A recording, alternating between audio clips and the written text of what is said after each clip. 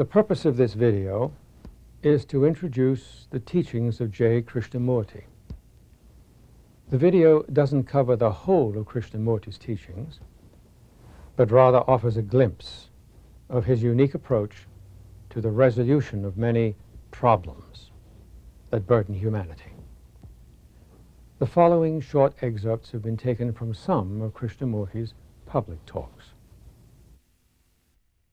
J. Krishnamurti was born in Madanapalli, north of Madras, India, on May 12, 1895. He was the eighth child of a poor Brahmin family, and at that time his father worked for the Theosophical Society, a vast international spiritual organization with tens of thousands of members. The society, whose goal is the unification of the main world religions, had predicted the coming of a world teacher through whom a revolutionary spiritual teaching would come into being. Krishnamurti's mother died in 1905, leaving the father in charge of their 5 surviving children. In 1909, the family settled in Adyar, close to the Society's headquarters. Not long after, Krishnamurti, while playing on the beach with his brother Nitya, was discovered by the Theosophists, who claimed that his aura showed extraordinary features and a total absence of selfishness. From that day on, Krishnamurti was educated with great care to become the world teacher. He was a shy and vulnerable child, often aloof, and his educators decided that his brother Nitya would remain with him as a caring companion.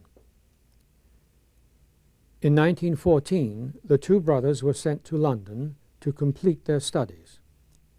Krishnamurti's reputation was spreading rapidly through the theosophical world, and he soon became the subject of growing worship. However, in 1921, at the age of 26, and at the same time that his responsibilities within the organization had increased considerably, he was beginning to have serious doubts about his role and began to question the basic theosophical teachings. In 1924, during a stay in Ojai, California, Krishnamurti underwent a deep and revealing spiritual experience, which completely transformed him. The following year, the unexpected death of his brother Nitya had a revealing effect on him with regard to the functioning of the human psyche, which further increased his doubts about the role the Theosophists wanted him to play. Nevertheless, Krishnamurti continued performing his function as world teacher with the Theosophists until 1929, when he decided to sever all links with the organization. The speech he gave at the Aman Convention finalized the break and constitutes the basis of the teachings he would be developing through the rest of his life. I maintain that truth is a pathless land, and you cannot approach it by any path whatsoever, by any religion, by any sect. In his speech, Krishnamurti develops the notion that truth, being infinite, unconditioned, cannot be organized, because any organization created for this purpose becomes a crutch for those who use it as a shelter, thereby destroying their freedom. From 1929 and for the rest of his life, Krishnamurti went on a solitary crusade throughout the world, developing the various themes of his teachings and drawing ever larger audiences. As the years passed, a number of activities were created in the wake of Krishnamurti, such as the recording and publishing of his talks, interviews, conversations, and writings, as well as several schools based on his teachings. Foundations and committees were created in various parts of the world for the sole purpose of sustaining and protecting these activities and ensuring the integrity of the teachings.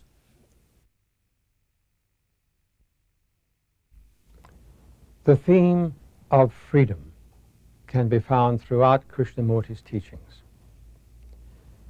The following are a few excerpts of what he said on this subject in his talks, conversations, and dialogues that may illuminate the real meaning of freedom in one's own life, and also point the way for one to realize it.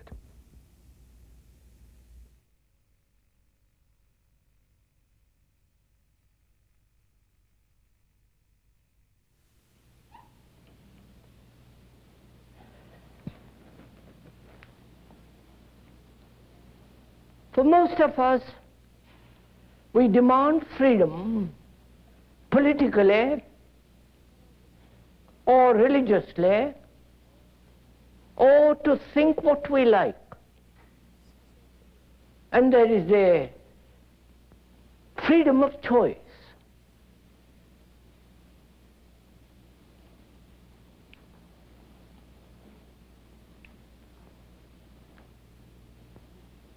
Political freedom is all right, and one must have it. But for most of us, we never demand and find out whether it is at all possible to be free inwardly.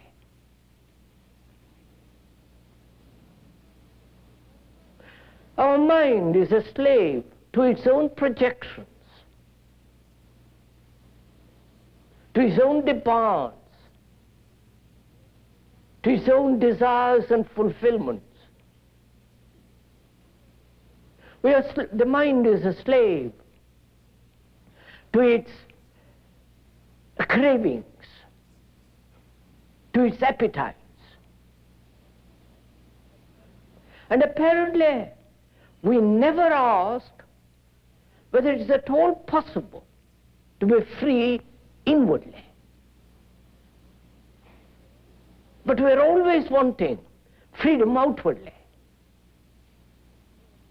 to go against the society, against a particular structure of society.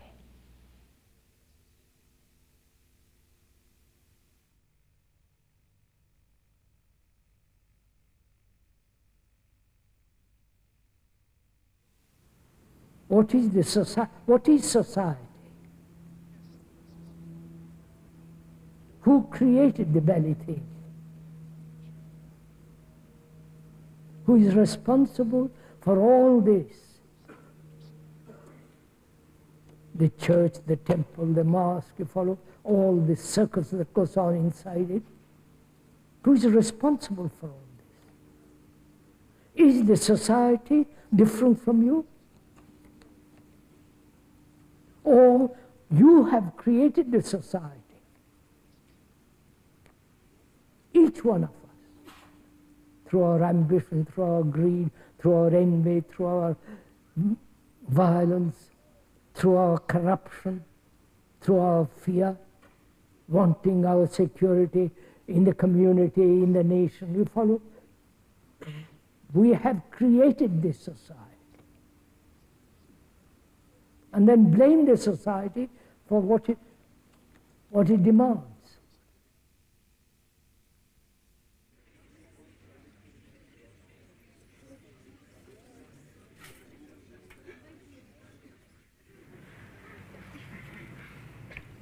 So this is really a very serious question one must ask of oneself. Whether freedom is from bondage or from the prison which we have created for ourselves away from the prison, and therefore it is still within the area of the prison.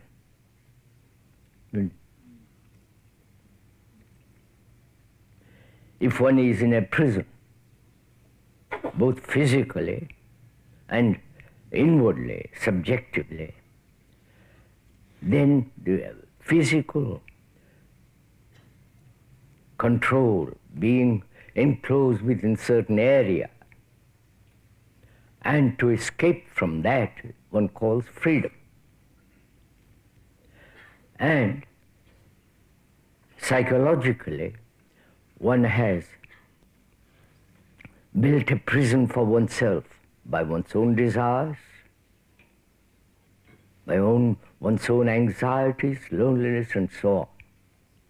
And freedom from that is still within the area of that prison, psychological prison. Therefore, it's not freedom at all. So is there a freedom that is not a reaction, a freedom per se for itself, not away from something or from something? So one must understand for oneself why we're always trying to escape or to rationalize or to go beyond that which is. If one understands that which is, understand not merely intellectually, verbally, but see the depth of it, see the truth of it, the substance of it, the vitality of it, then observe, perceiving that and remaining with that and explore into that movement, learning, not memorizing. From that, if one goes very deeply, then there is freedom per se. While Krishnamurti's teaching points to the way self-centered thought, in search of individual security, creates the fear and mental disorder which block access to freedom, his teachings also emphasize that when there is a profound understanding of the source and nature of these thought-created blocks, it's possible for a human being to end them, and that freedom then may come uninvited. Regarding fear, Krishnamurti begins by seeking its causes.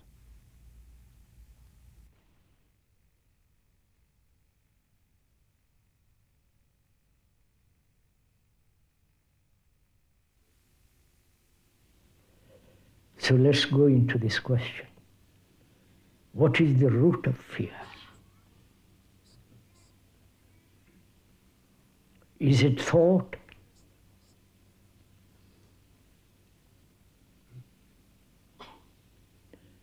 Thought being the accumulated memories born of knowledge, experience, and thought born of knowledge, and knowledge being limited, so thought is limited. Is fear subjectively first, inwardly first? Is that fear born of thought?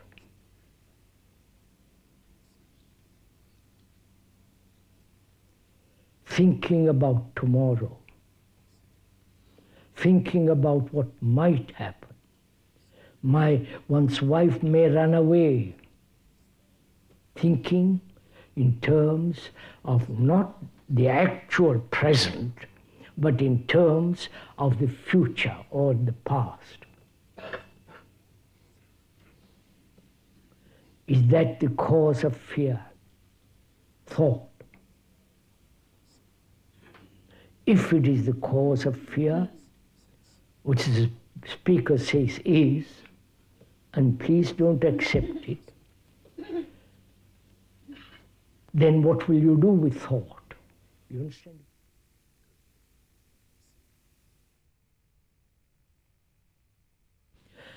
And then one asks, is there another cause of fear?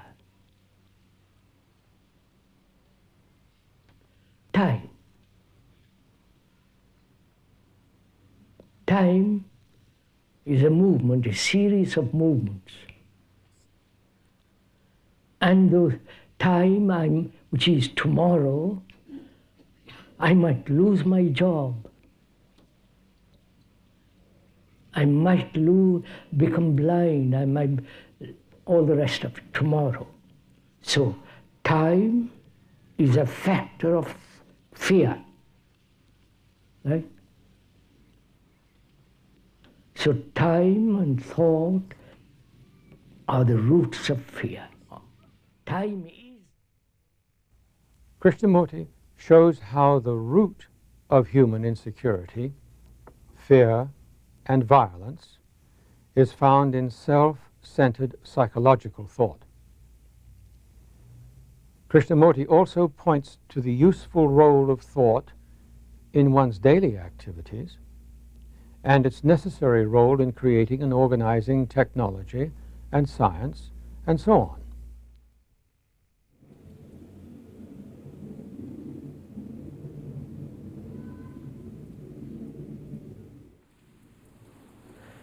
Thought has created the most marvelous world in the technologically, right? The incredible things thought has done in the world of medicine, surgery, in homeopathy, all right, in producing instruments of war, and so on, the computer. We'll talk about the computer a little later. Great fun, that.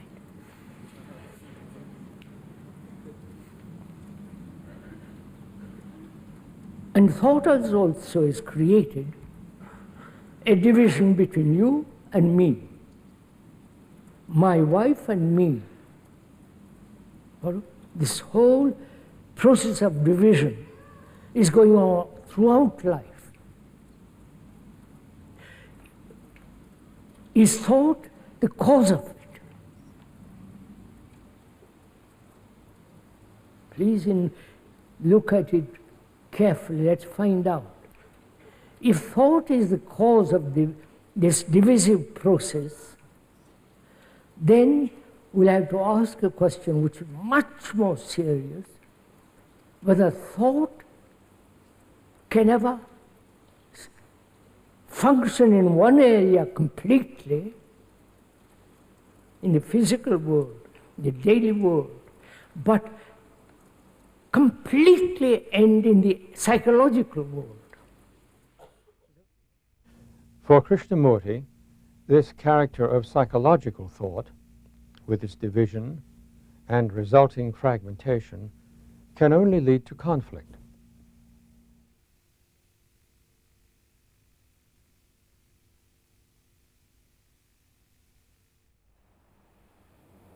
So what is our responsibility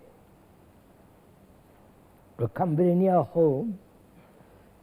What is our responsibility when you see this thing going on?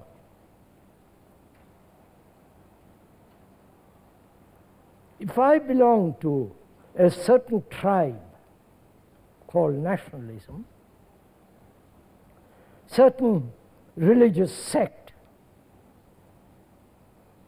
which brings about division and therefore conflict, I either accept that conflict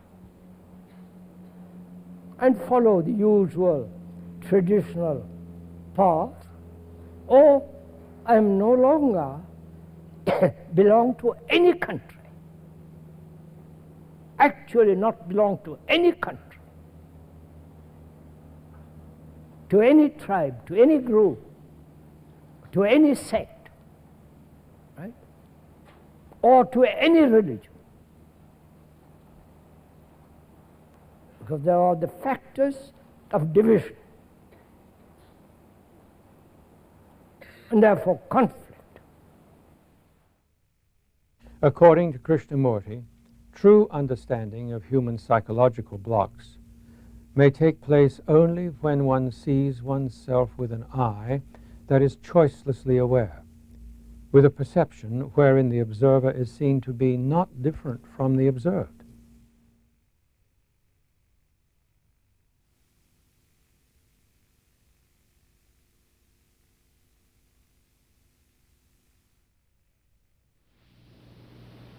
Therefore, it's very important, imperative, that one understand oneself deeply, understand all the responses, the conditioning, the various temperaments, characteristics,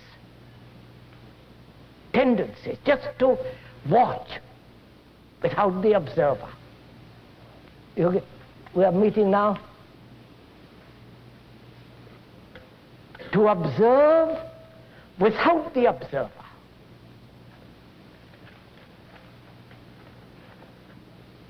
And that is the act of learning. And so that's the act, that is the action. One of Krishnamurti's priorities is education. He replied as follows to a question put to him on this subject.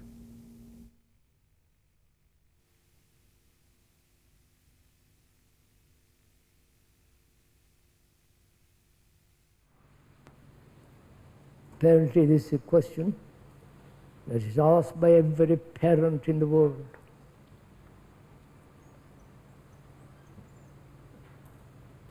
Children. And how can we help them to be intelligent and free and responsible human beings in today's world? Are the parents intelligent and free?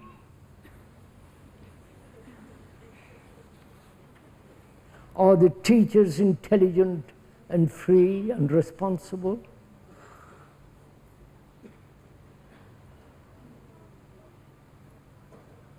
Is the society, the educational system, helping them to be free and responsible and intelligent?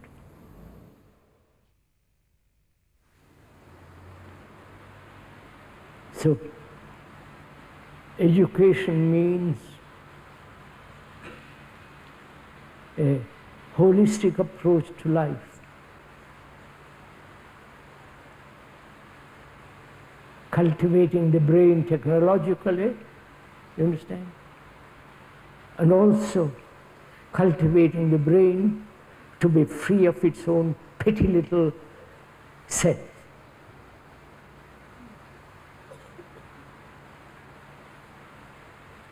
That requires teachers who understand this, who are committed, who are responsible. And the parents, they must love their children. Krishnamurti approaches the question of death from a new point of view. Notwithstanding physical death, which is fairly obvious, he relates the phrase, the death of the ego, to the end of attachments.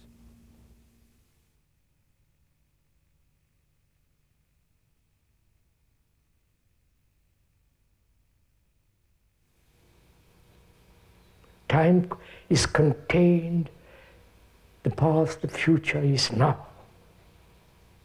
So death is now. That means if I am attached to my wife, to my something or other, to my furniture, right? Aren't you attached to something? And death comes, says, that's the end of it. Cuts it. So can you be free of the attachment? Therefore you are living then, living and dying at the same time. You understand this?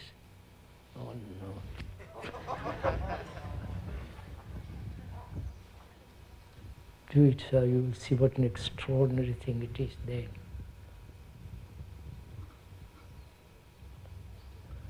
If you're attached to your memories, to your experience, to your failure, to your ambition, all that's going to come to an end. So can you live with the death which is to end your ambition now? And to live without ambition means tremendous energy, not to do more mischief.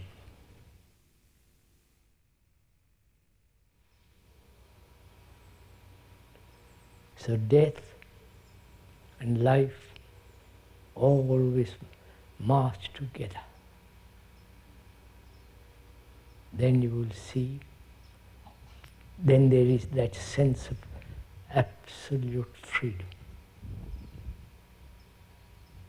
from the little travail of myself.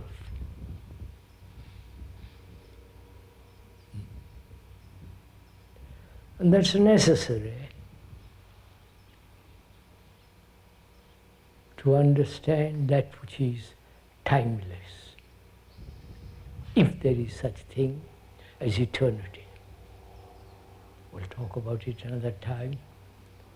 But to see all this as a movement of life, dying and living. Therefore, in that sense, things become, you'll never kill another. Never deliberately hurt another. The outcome of this search is freedom, which is realized in ongoing meditation and leads to the discovery of love, a discovery of the true religious mind.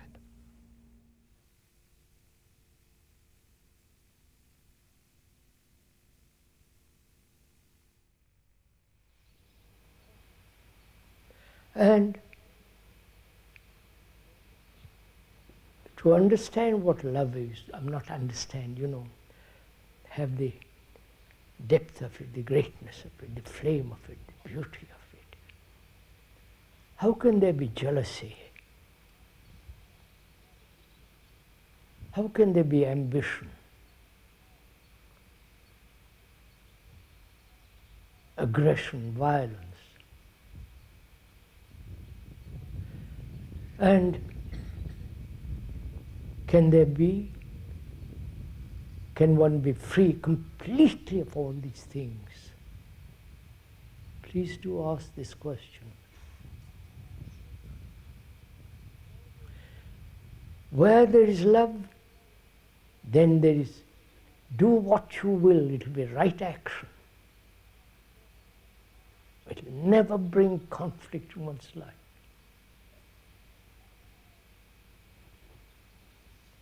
So it's important to see that jealousy, antagonism, conflict, and all the pain of relationship has no place in love, where there is love. And can one be free of all that? Not tomorrow, now.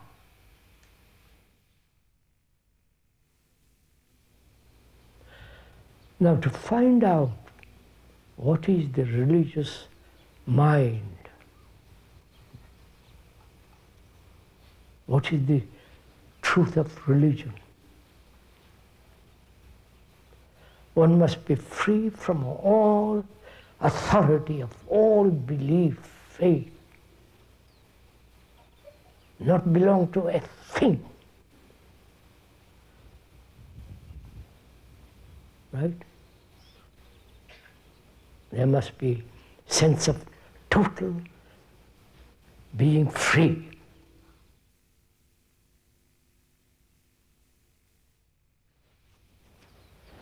So meditation is something to be totally free from all bondage, from all measurement, from all conflict. So the brain becomes quiet, utterly still.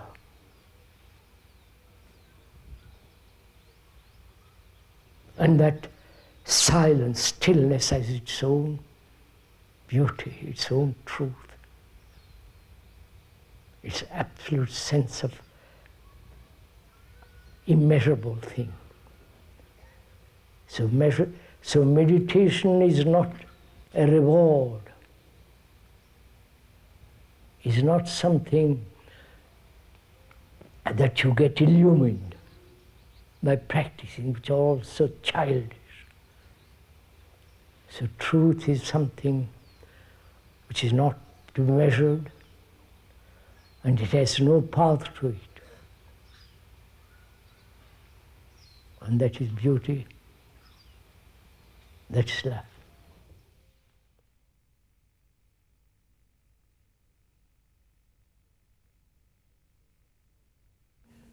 Krishnamurti pursued his activities until the very end of his life. He died in February 1986, and to this day, Krishnamurti foundations and schools continue his teachings.